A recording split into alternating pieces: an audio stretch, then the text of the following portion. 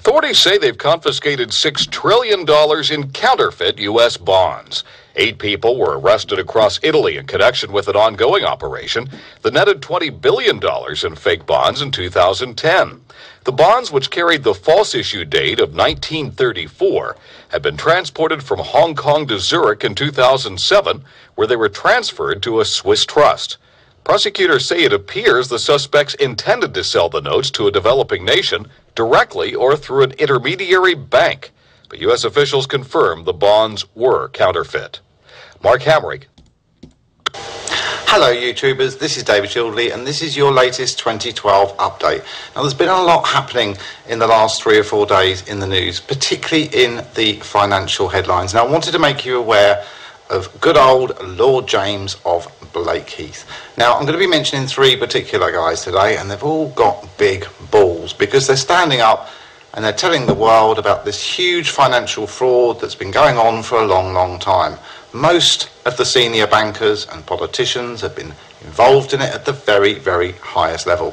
And a few days ago in the House of Lords in London, in our Houses of Parliament, Lord James came out and revealed that 15 trillion pounds had come in to the UK economy. Now, HSBC and the Royal Bank of Scotland gave and issued receipts in 2009 for this 15 trillion, which is equal to 759,000 tonnes of gold. Now, officially, it's only a couple of thousand tonnes maximum ever been mined. So this really throws a new angle on it, because if officially there's only a couple of thousand tonnes of gold ever mined, then how come there behind the scenes there is such a vast quantity used to guarantee loans? Now 15 trillion came into the UK economy a few years ago. It begs the question, where did the money go? And good old Lord James is trying to find out the answers and is demanding an investigation.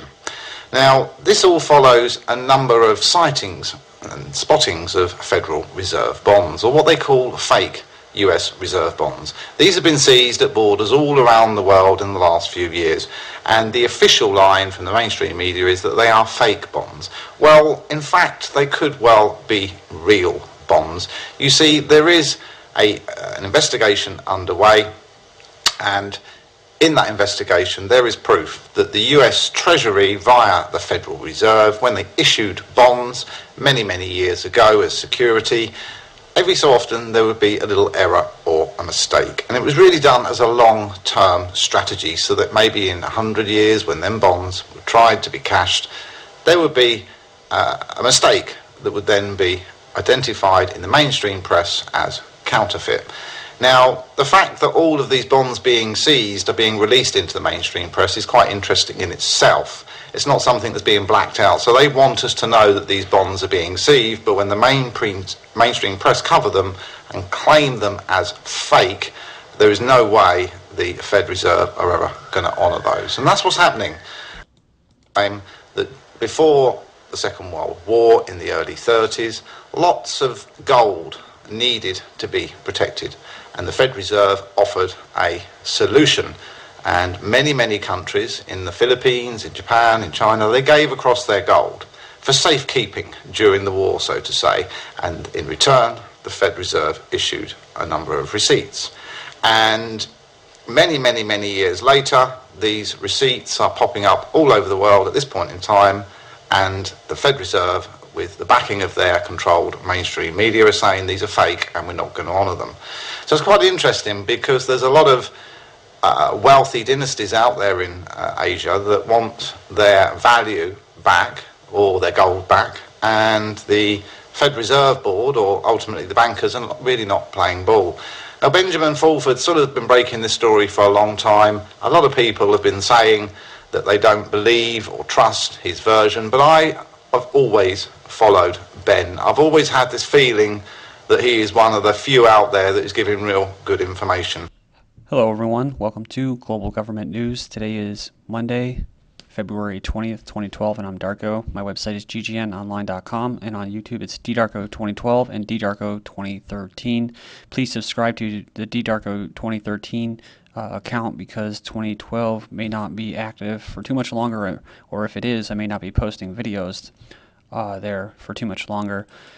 All right, you can follow me by email by putting in your email address there. I have a poll up there that's pretty old, and just a quick side note, there's a viewer that was mentioning something to me about one of these pictures I had up here of Magellan's fibers basically being a cocoon's nest, and I just want to put this out there publicly because he's mentioned it to me twice in a private message and said he wanted to keep me honest. Well, just to put it out there, I wasn't trying to be dishonest. I just haven't had the time to go in there and actually I wanted to do some more research on this whole cocoon thing and the Magellan's fibers. I have seen them. They are Magellan's fibers that kind of go like little tumbleweed type thing, but it just settles on the ground and there's not much of it, and I know it's not a cocoon. That particular picture was marked as Magellan's fibers, so again, I wasn't trying to be dishonest with that photo. I removed it for you, and yeah, see there, it was right around here. So I removed it, and if I can get a picture as soon as it starts getting warmer out and it starts settling on the ground, I will. All right, and then also I can find time to come up with a real good poll. So moving on here, why were the trillions in fake bonds held in Chicago Fed crates? This is from Zero Hedge from 2017-2012, and it goes on and it says, while the authors reserve the judgment on the authenticity of the bonds, what they do wonder is whether the boxes were also fake. They go on and say, because while we can understand why someone would counterfeit Treasury paper itself, what we don't get is why someone would go to the extra effort to create a, quote, fake compartment in which to store it. It says here, in this case, a compartment that is property of the Chicago Federal Reserve System. It says here, and it goes on, it says, Chicago Fed President Charles Evans will be kind enough to explain why the Versailles Treaty Chicago Fed crates are floating around in Europe and filled with $6 trillion in supposedly fake bearer bonds.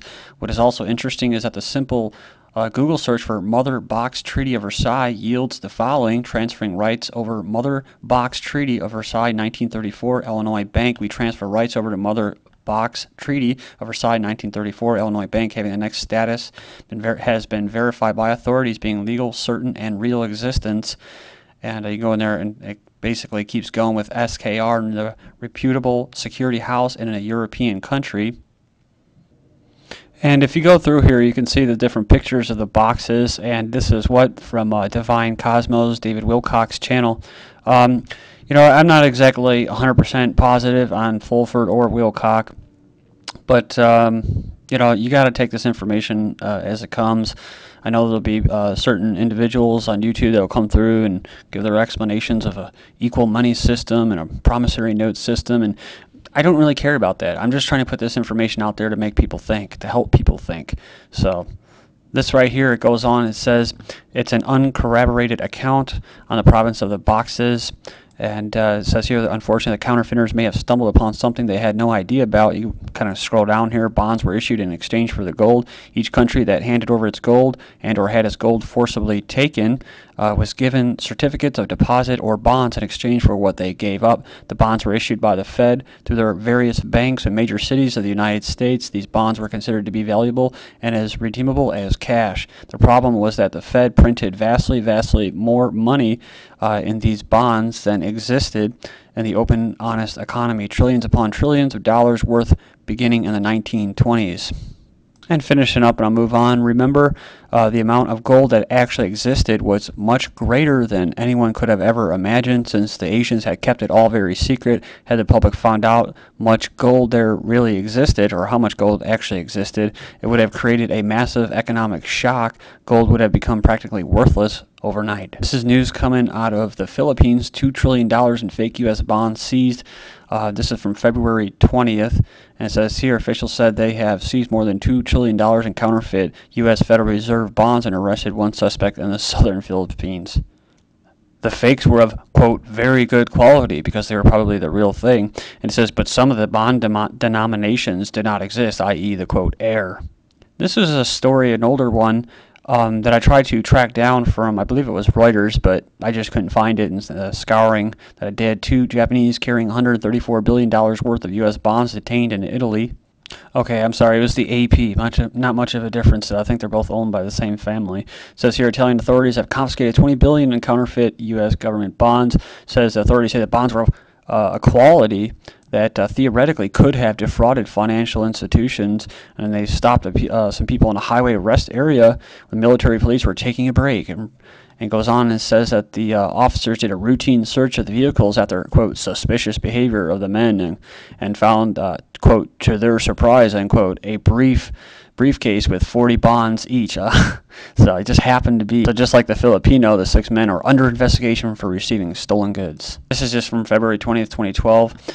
Counterfeit U.S. bonds found in Zurich, Switzerland pose, quote, concrete and serious danger, end quote, to global financial security. Well, I bet it would. It says here, counterfeit U.S. Fed bonds dated to 1934, valued in the trillions, were found in Zurich. According to the BBC, 8 people have been arrested. Then moving on to other news, with Greece, evacuation warning to Britons in Greece as country prepares to sign off yet another rescue package. Says here, 3,000 protesters clash with riot police in Athens over cuts as Greek Prime Minister Lucas Papademos flies to Brussels. To seal a bailout deal. So go to the little headquarters of the Council of 300. Report insider documents detail a March 23rd Greek default plan. Government to freeze bank accounts, eliminate euro, restrict capital flow. That's March 23rd. So a lot of stuff's gonna be happening in March. YouTube's switching over their little interface. FBI may shut down your internet access March 8th.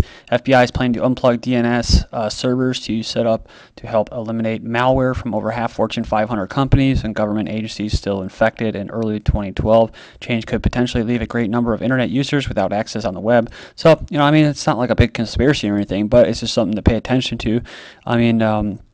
I've been paying attention to the whole thing in Iran, and you got Russians having ships docked in Syria, then you got Iran sailing for the first time up to Syria's little docks and ports. You have U.S. troops in Israel. There's a lot of stuff going on right now, and it looks like there may actually be some kind of confrontation finally here in 2012. So 4 years after rotten mortgages helped trigger a global financial crisis, a Citigroup quality control team was still finding flaws in new loans that included altered tax forms, straw buyers, and borrowers who listed fictitious employers. It says here, Citigroup whistleblower says banks brute force hid bad loans from the United States. Then we have 10 high-profile resignations at banks across the world in the past 2 weeks. This is from Blacklisted News. World Bank CEO Zurich resigns. Then we have CFO Australia resigns. Ons Bank says here, Credit Suisse chief. Then we have Kuwait Central Bank CEO resigns. Slovenia, 2 largest bank CEOs resign, and Bank of India CEO resign. Says these individuals, this is just an opinion or comment, have held those positions for a long time and then just get up and walk away for no reason. It doesn't make much sense. For boomers, it's a new era of work till you drop. So this is from the AP. This is the mainstream media telling most people that are unaware, or they just they bury their heads in the sand because they're just too busy trying to survive and get by. It says here that most people are going to end up working until what? Until they literally drop, until they die, and they're going to do it with what? With less money being they're going to be getting compensated less money, and they're not going to have anything really left over as far as 401ks and pensions and all that. It goes on there and talks about how globalization brought over people who are willing to work for less. But this is a planned society, so it's kind of to be expected, right? It's just finally they're coming out and telling the hoopleheads. It says here, oil jumps to 9-month high after Iran cut supply. Oil jumps to 9-month high above $105 in Europe as Iran cut supply to Britain and France. Iran stops oil exports to British companies as Hague warns Israeli attack would not be wise. Then we have this private prison company to demand 90% occupancy.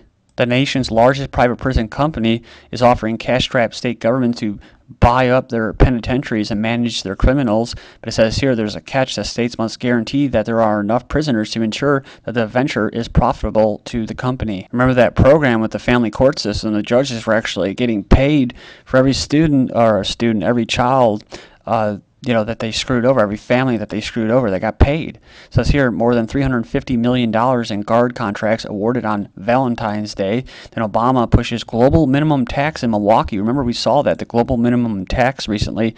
Now Obama's pushing for it. U.S. Georgian nation to mull free trade or slave trade. China's reaping the rewards of Central Asian investment in oil and Turkmenistan. And U.S. Taliban talks reveal America's failure in Afghanistan. But what? Oh, what? It's not a failure. 61% increase in heroin.